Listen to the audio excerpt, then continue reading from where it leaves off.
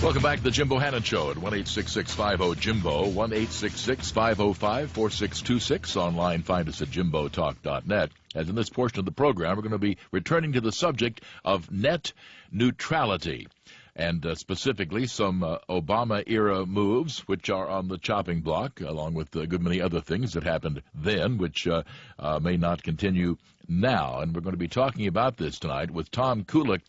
He's a partner in the law firm Scheef and Stone, and formerly an award-winning systems engineer for 3Com Corporation. His website, solidcounsel.com, SOLIDCOUNSEL.com. Thanks for being with us tonight, Tom. Well, it's my pleasure, Jim. Thanks for having me. You bet. Now, most of us, I think, probably need a little quick primer here on just what we're talking about with the term net neutrality. What is the policy that's been implemented that is now under attack by the Trump administration? Well, I think what we should all understand is when we talk about net neutrality, hear many people talk about an open and free Internet. Basically, it's the principle or notion that Internet service providers, or what we refer to as ISPs, should enable or allow access to all content and services regardless of the source, without favoring or blocking any particular content or service. So when we refer to that, we're talking about the open and free Internet. And that's something that actually had operated under a lighter regulatory framework for many, many, many years until under the Obama administration, the FCC reclassified Internet service providers, or these broadband providers, under the common carrier rules, which apply to most telephone providers or telecommunications services. So that's what this fight is about. It's about this classification that happened back in 2015 that was upheld by the D.C. Circuit in 2016, and now FCC Chairman Pai and the Trump administration wishes to roll back to the way it was previously. That's basically what we're talking about. All right. Now, is this akin to essentially saying that these private firms may not charge more for certain services? In other words, if I want an enhanced service or an upgraded service that under net neutrality, I wouldn't be able to buy that. It would be akin maybe to telling, let's say, the airlines that you can't have a first-class section, that everybody's got to have exactly the same seats. In essence, treating these companies like they're a public utility as opposed to a private firm? Well, I think ultimately the Obama administration rules that happened under former Chairman Wheeler were an attempt to do just that. They talked about basically no throttling, or you've heard that term regarding ISPs and providers, that they would be able to throttle the speed of your service. It also dealt with what you're alluding to, which is paid prioritization, or where certain content or content providers could pay the ISP to prioritize their content, get them to the front of the line, so to speak, or where the ISP would actually prioritize their own content in front of others. And these rules were designed to try to address that under these more strict regulatory framework that it applied to telecommunications services and telephone companies. That's what's being rolled back. But I think your listeners should also understand Chairman Pai has been on the record for some time, and he's no stranger to this. He formerly was an assistant general counsel at Verizon, and he has been involved through the Department of Justice and the FCC for many, many years in Washington, D.C. He's very, very versed in the evolution of federal law in this area. And he said, I want an open and free Internet. I think everyone wants that. And what he's proposing here is through a notice of proposed rulemaking to say, hey, we do want to throttle this back, pardon the pun there, but we want to roll this back to the way it was previously, but we do want to get your comments to see which elements of these really do work. And he has alluded to wanting to keep certain anti-throttling provisions and some other transparency rules in place.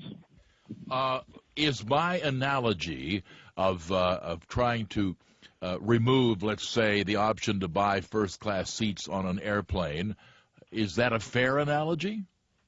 Well, in a way. I think when we talk about the paid prioritization rules, we're talking about not wanting any content provider to pay a little bit extra to get their stuff to the front of the line, where they might want their content to get to you first, in a way, because of the way ISPs work with their communications, it could actually restrain or prevent other information from getting out in the internet. Because think about it, what you would have is not just one, but multiple providers maybe falling all over themselves to get their content to the front of the line and making it more difficult for the average person like you and me to get to the content they might actually want.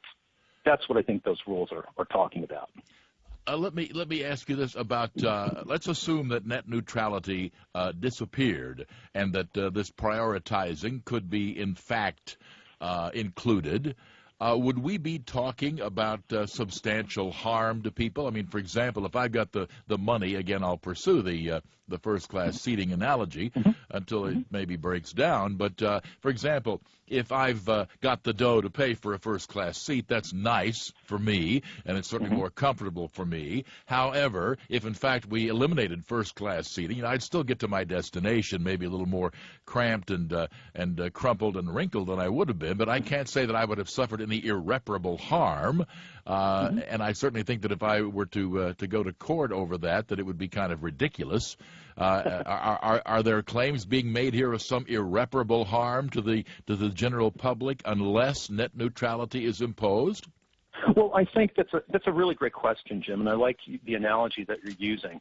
I think what Chairman Pai is talking about, he's saying, listen, we want to elicit comment here to see if rolling it back to the way it was will work. And the way it was previously, which is what he calls a lighter touch regulatory framework, the way it had been all the way through the 80s and through the advent of the Internet and the Telecoms Act of 1996, even through the mid-2000s. It had been that way, and the Internet flourished, albeit more so like a Wild West in a way, but your point is well taken. There's competition in the marketplace, and as a result of that competition, there may be situations where the consumer can come down on the short end of the stick.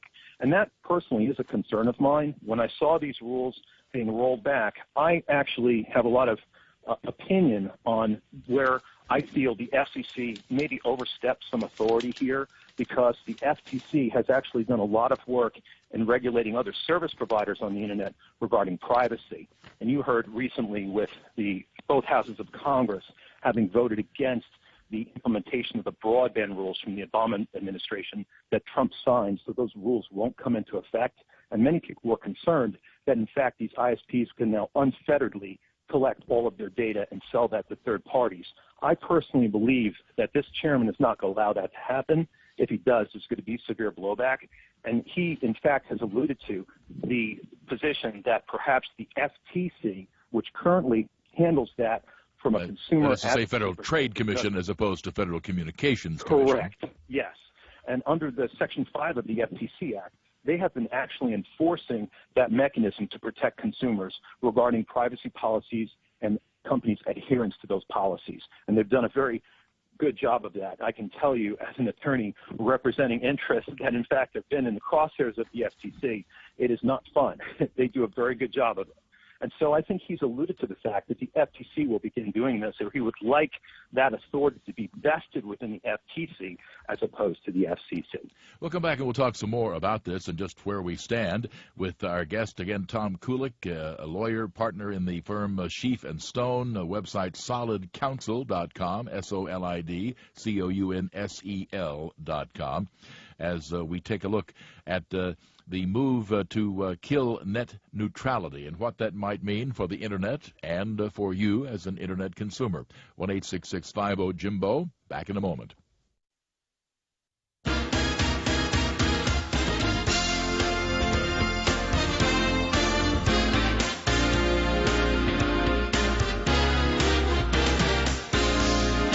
Welcome back to the Jim Bohannon Show at 1-866-50-JIMBO as we talk to Tom Kulik, an attorney and award-winning systems engineer. We're talking about net neutrality and efforts by the Trump administration to change the Obama administration rules regarding same.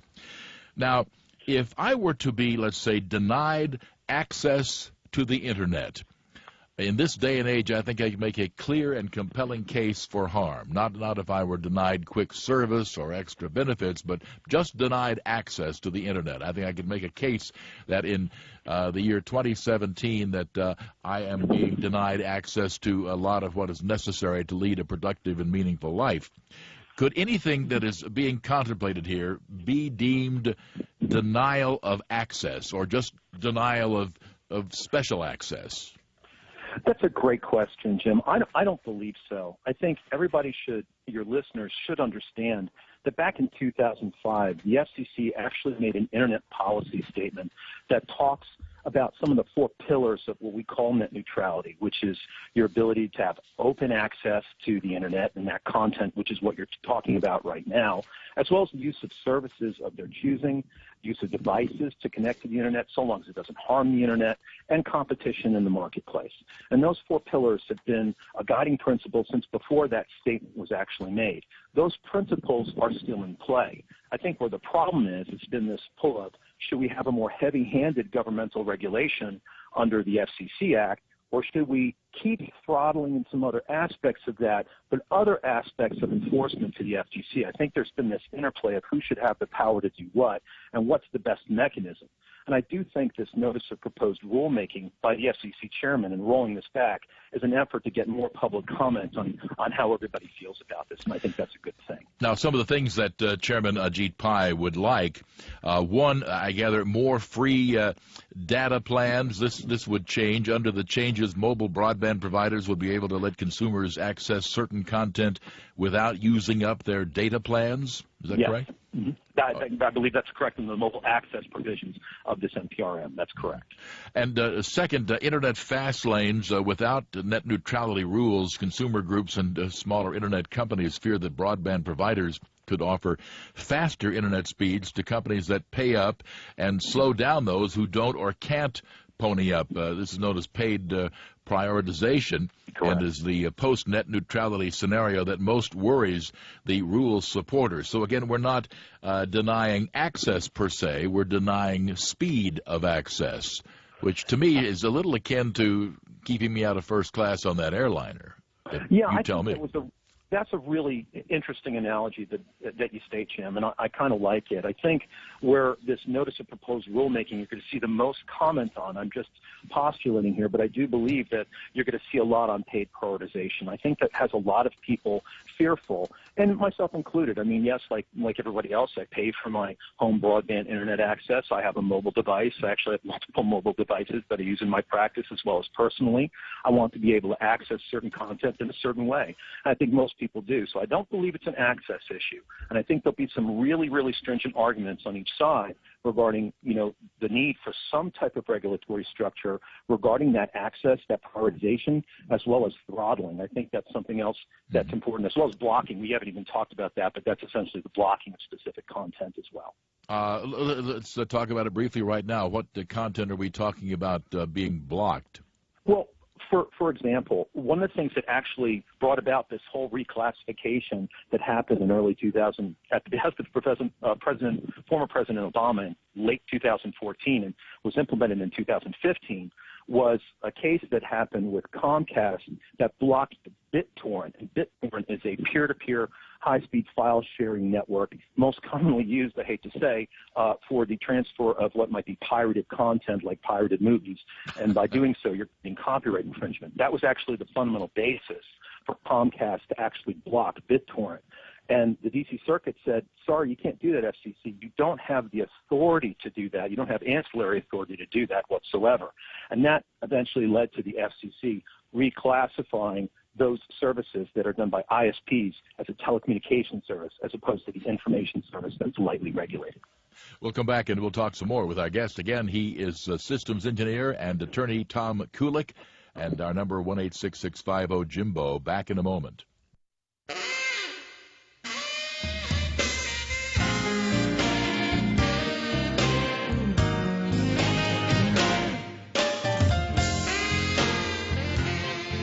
Welcome back to the Jim Bohannon Show, as we're learning what changes may be in store for net neutrality under the Trump administration with attorney and systems engineer Tom Kulik. All right, among the ways that the Internet could change if the FCC chairman Ajit Pai gets his way, the third one, more challenges for the little guy, smaller Internet service providers, Internet startups, perhaps could be in a tough situation. Net neutrality critics say that without the neutrality rules, the playing field would favor the big guys such as Charter Communications, which acquired Time Warner Cable, or web giants like Google. One, is that true? And two, does it really matter in terms of service to the public? Well, Jim, I think that's the million-dollar question. I think one of the items when you look at the light-touch regulatory framework that Chairman Pai talks about in his notice of proposed rulemaking and in the comments he made just this past week, he's specifically saying, do we need some of these bright-line rules? And what you're talking about there are some of the bright-line rules that are in place for throttling, blocking, and paid prioritization, as well as transparency. I think you're going to see a very, very vociferous comment period because, as you said, there's some very strong opinions on both sides. And remember, prior to the Obama administration implementation of the rule, the Internet, albeit in a more Wild West way, did really grow. There was a lot more access, a lot more content. But your point is very well taken. I personally do worry that now it's a more mature Internet. There is a lot of content that's out there, content that people want to get to. I don't think the issue is access, but I think the throttling, the paid prioritization, some of those blocking schemes, you're going to see some of that framework probably stay with the FCC. But you're going to see other enforcement authority regarding privacy of information, other consumer protections remain vested or strengthened within the FTC. That's my own personal opinion. What are your thoughts about this transfer of regulation for the telecoms from the FCC to the FTC? To the public, of course, that sounds like random paper shuffling. Is there more to it than that? Well, I think what your listeners would benefit from is when we talk about the Federal Communications Commission, we're talking about the Telecommunications Act, we're talking about telephone services. Think of the old Ma Bell days. And what happened is, over time, beginning in the 1960s, computers began working on the switching of the panels, the switching of the calls, et cetera. So you had more computer services that were being implemented in telecommunications. And back then, the FCC and the courts said, there's a difference. There are these basic services which are transparent, where the computers used to do that switching that I just told you about, and enhanced services, which is the use of computers for data processing and other things that require some interaction by the user. And that framework stayed in place all through the deregulation of Ma Bell in the 80s, through the Telecoms Act of 1996 and the advent of the Internet, all through the mid-2000s. And it worked, albeit, though, in, as I said, a more Wild West framework. You had a lot of competition, a lot of companies that were getting out there trying to get into space on the Internet, a lot of different ISPs rising and failing. And now, as I said, it's more mature. You very rightfully address the Comcast, Time Warner, the AT&Ts, their Verizons. They have a lot of control of a lot of access to the Internet. And some people are rightfully concerned about throttling and blocking and prioritization. And I do think those pieces are not going to disappear. I think that I talked about that Internet policy statement from 2005. That's still in place. And based on comments and history with Chairman Pai, it does seem that he does favor that. He just favors protecting that in a different way. And I think that's what the comment period's going to show, and we'll see how this all shakes out. All right. It would seem, again, to the layman, that the proto-Internet, the beginning Internet, might need more guidance, let's say, from federal regulators, and a more mature Internet might be, therefore, perhaps rightly ready for a more vigorous free market atmosphere. Is that not the case? Well, I think to a degree. One of the things that has benefited, and I think Chairman Pai is worried about how much ISPs or other companies would invest in infrastructure with the existing rules in place. I don't know what evidence we have for that, but I can tell you that as the Internet has matured, so has the actual consuming public in the use of the Internet.